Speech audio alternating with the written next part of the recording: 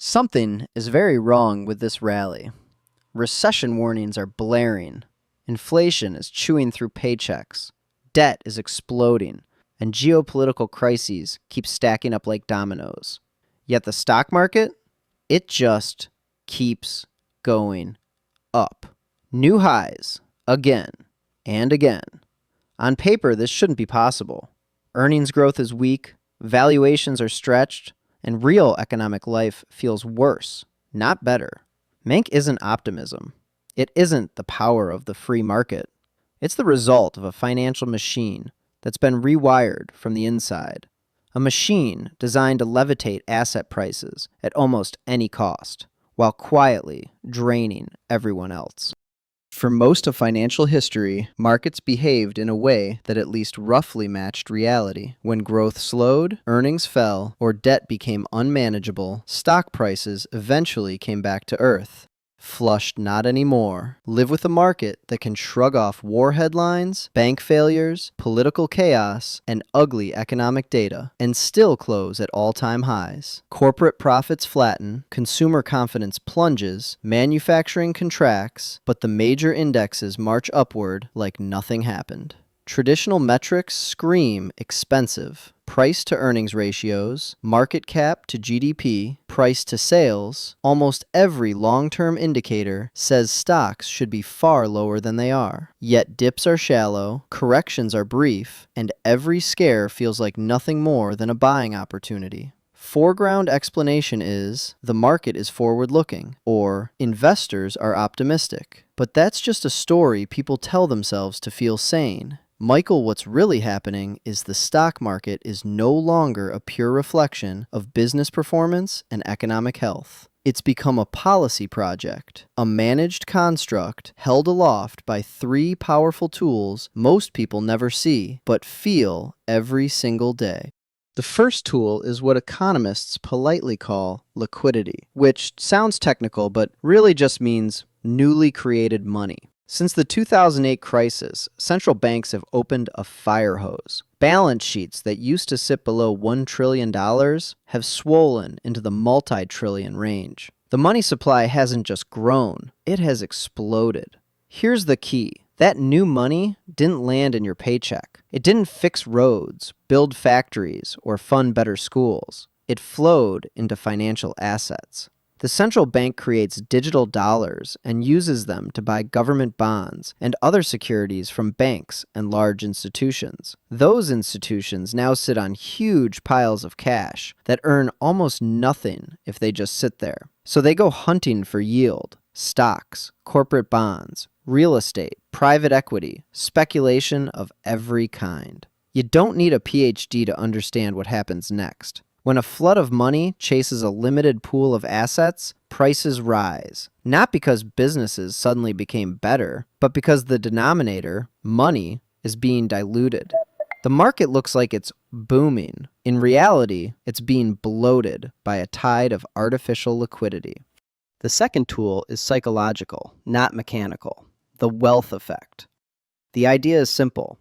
If people see their portfolio, house, and retirement account going up in value, they feel richer. When they feel richer, they spend more. When they spend more, GDP looks healthier. So policymakers discovered a shortcut. Don't fix the real economy, just push asset prices higher and let the good feelings do the work. But this creates a brutal trap. If rising markets are the engine of confidence, what happens if those markets fall? The wealth effect works in reverse. People feel poorer.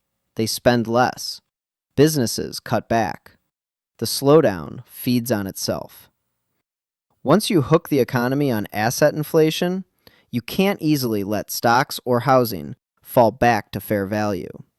You've turned the stock market into a confidence life support system. That's why every wobble is met with soothing statements, emergency programs, and hints of future support. The market has been trained like a dog. Pressing? Panic? Get treats. Investors have internalized this. They assume serious declines will be met with intervention. That belief itself becomes fuel for speculation and keeps pushing prices higher than any free market would tolerate. The third tool is quieter but devastating: financial repression. When central banks force interest rates towards zero or even below inflation, safe assets become unlivable.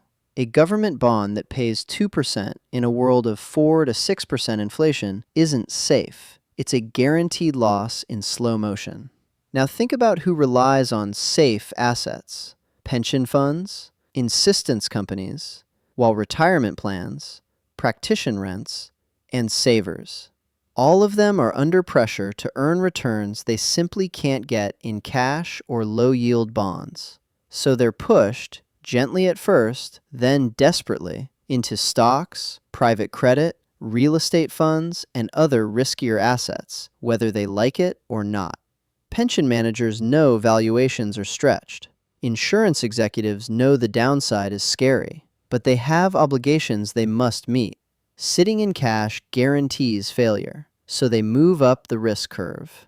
That constant mechanical demand for equities and other assets has nothing to do with optimism or company quality. It's a forced migration engineered by policy.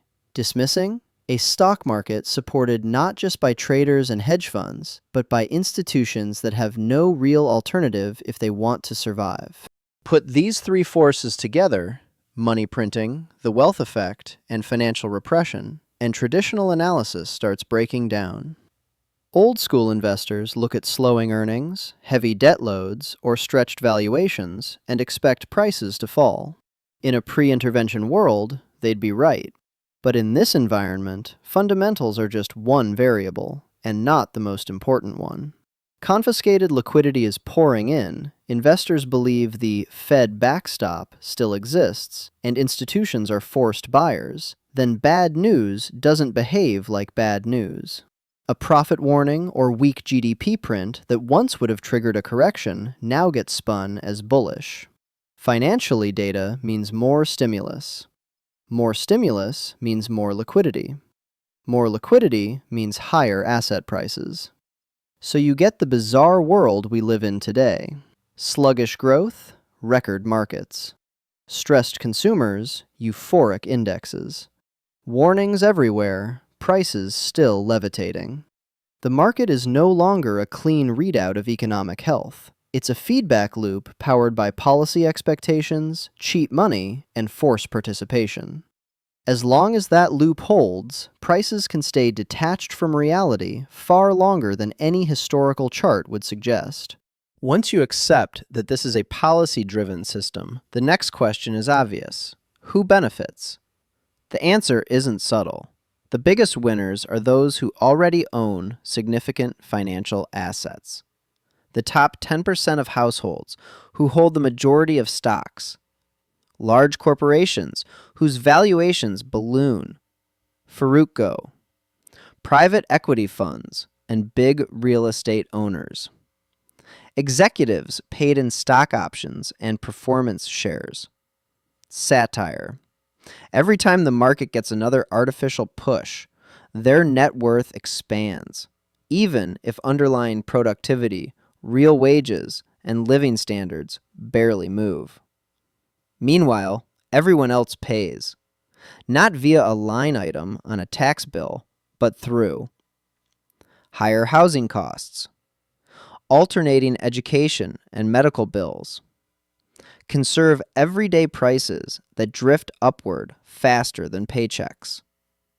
The very tools used to support the system, cheap money and asset inflation, turn into a stealth tax on savers and wage earners. The farther you are from the asset-owning class, the more of the cost you shoulder. We're told this is prosperity. In reality, it's a wealth conveyor belt, moving purchasing power from those who work and save to those who already sit on asset piles. Corporations didn't invent this system, but they've learned how to exploit it perfectly. In a healthy economy, companies grow by building better products, investing in technology and people, expanding operations and markets. Fleeing, in today's world, There's a much easier way to boost the share price. Financial engineering. Grandparents. Take cheap borrowed money. Use it to buy back your own stock. Shrink the share count. Voila! Earnings per share go up even if total profit barely moves. Share price climbs. Explode. Analysts cheer the strong return of capital to shareholders. Did the company become more innovative, productive, or resilient? Not necessarily. On paper, it looks better. In reality, it may be more fragile, more indebted, and less prepared for shocks. But in a market obsessed with quarterly numbers and rising charts, that doesn't matter, as long as the machine stays on. The tragedy is that smaller businesses don't have access to this game. They can't borrow at ultra-low rates or sell huge bond issues. They live in the real economy, while megacaps surf a wave of artificial support. Here's the uncomfortable part. This can't scale forever. Every crisis over the last 15-plus years has been met with bigger bailouts, larger asset purchase programs, longer periods of ultra-low rates. Each intervention sets a new baseline. Markets adapt. What was once emergency becomes normal. And to get the same effect next time, policymakers have to go even bigger. Disregard's classic diminishing returns. $1 trillion used to shock markets back to life. Now it might barely offset a wobble. Meanwhile, debt piles higher. Price signals get more distorted. Risk builds up in hidden corners of the system. It starts to look less like a cycle and more like a slow-motion Ponzi dynamic. New liquidity must constantly arrive to sustain old promises. The difference is that this isn't a back-alley scheme. It's embedded in the structure of the global financial system. Will it blow up tomorrow? Probably not. Could it run longer than critics expect? Absolutely. But no system based on ever-increasing intervention and ever-rising leverage can expand indefinitely in a finite world. At some point, something forces a reset, either through inflation, currency stress, political backlash, or all three. Knowing all this, the worst reaction is, I hate this, so I'll just stay out. The system doesn't care whether you approve. It still affects your rent, your groceries, your savings, and your future. So the goal isn't to sulk on the sidelines. It's to understand the rules as they actually operate. A few brutal truths. Fighting the central bank with short bets and moral outrage is almost always a losing strategy. Value and fundamentals still matter long term, but policy and liquidity dominate the short and medium term. Asset ownership, even at modest levels, is increasingly the dividing line between those who keep up and those who fall behind. That doesn't mean blindly chasing every bubble. It means recognizing that some sectors are structurally closer to the money spigot. Defense, healthcare, megatech, financials, big real estate. Some assets act as lifeboats if the support system breaks. Select hard assets, scarce real resources, low debt businesses. You're playing two games at once: psychologist and benefit while the machine runs. Build resilience in case it malfunctions. Markets don't exist in a vacuum. They sit inside societies, and societies have breaking points. When Millennial and Gen Z workers can't afford homes. Families with insurance still go bankrupt from medical bills. Graduates drag student loans like chains for decades. People do everything right and still fall behind. Demolished. Eventually, faith in the system cracks. The stock market hitting another all-time high doesn't feel like success when your rent just jumped again, your food bill is up 30%, and your savings earn less than inflation. It feels like the scoreboard is broken, or worse, rigged. That's the real limit of this experiment. Not just math, but legitimacy. A system that showers unearned gains on those closest to the money tap while asking everyone else to be patient and stay invested for the long term won't be tolerated forever. Whether the breaking point shows up as political upheaval, aggressive reforms, a currency shock, or a slow rejection of the old narratives, something eventually has to give. The relentless rise of the market isn't a victory lap. It's a warning signal that we're running the current model at maximum stress.